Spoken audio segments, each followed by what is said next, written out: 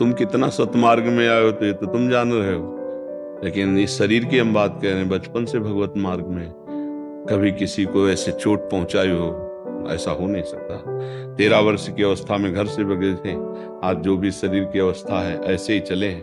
दोनों kidney fail है ना।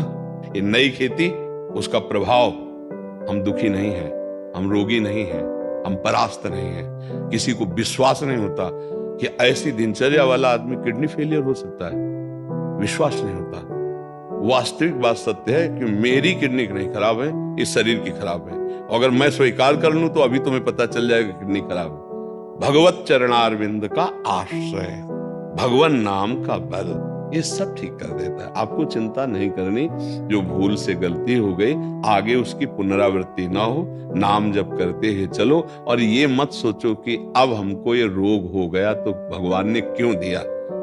आपने तो गलती इस जन्म की देखी है। अभी एक दिन एक प्रश्न कर रहे थे कि बिना किसी अपराध के मुझे दंड क्यों दिया गया। हमने कहा भाई ईमानदारी की बात मान लीजिए, हमारी सरकार में कभी ऐसा नहीं है।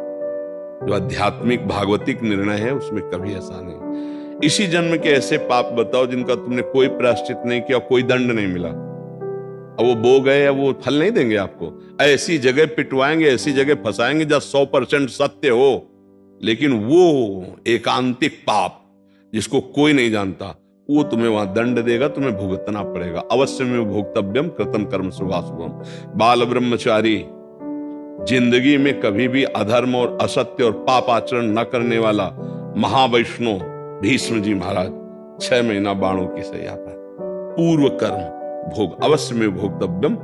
इस शरीर का जब निर्माण हुआ तो जो प्रारब्ध से सुख दुख बनाया गया उसको पूरे जीवन में भोगना पड़ेगा। अब जो हमारे अच्छे कर्म हैं वो पूर्व कर्मों को भस्म करेंगे, नवीन कर्म अच्छे हैं इसलिए हमें भगवत प्राप्ति हो जाएगी। लेकिन हमें पूर्व कर्मों से जब शरीर निर्माण किया गया तो उसमें 2 रखे गए थे, एक पाप एक पुण्य। तो पुण्य का प्रताप अलग, सुख उन्नति जय, पाप का प्रताप पराजय अवनति दुख, ये भोगना पड़ता है बड़े बड़े सिद्ध महापुरुषों के शरीरों में। तो आप तो अभी इस बात को समझ लीजिए कि आपकी तो अभी कोई साधना ही नहीं है, तो आपको जो दंड मिल रहा है वो किसी के द्वारा नहीं निर्धारित किया गया, भगवान के द्वारा। अवश्य में, गीता में अवश्य में भोक्तव्यम कृतम कर्म शुभाशुभम। जो शरीर शुभ अशुभ से रच गया है, वो जो गोदाम है वो तो शरणागत हो, भजन करोगे तो भस्म हो जाएगा। जो आगे हैं अब सावधानी से चल रहे हो इसलिए गंदे काम होंगे, अगर भूल चूक से हो जाते हैं तो तत्काल उसका दंड मिलेगा, हृदय जलेगा, बहुत परेशानी महसूस होगी, उसी में भस्म हो जाएगा। लेकिन जो शरीर रचना में हुई कि भाई 80 साल जीना है, 5 साल की अवस्था में ये दंड, 18 में ये, 22 में वो मिलेगा। ये अब हमारी नई फसल है, नई खेती। हमें बहुत विवेक पूर्वक चलना है, घबराना नहीं कि भक्ति में चल रहे हैं तो अब कष्ट ज्यादा बढ़ रहे हैं। नहीं, 1 इंच भी कष्ट ज्यादा नहीं मिलेगा। जो हमें परिणाम भोगने वो भोगने ही हैं।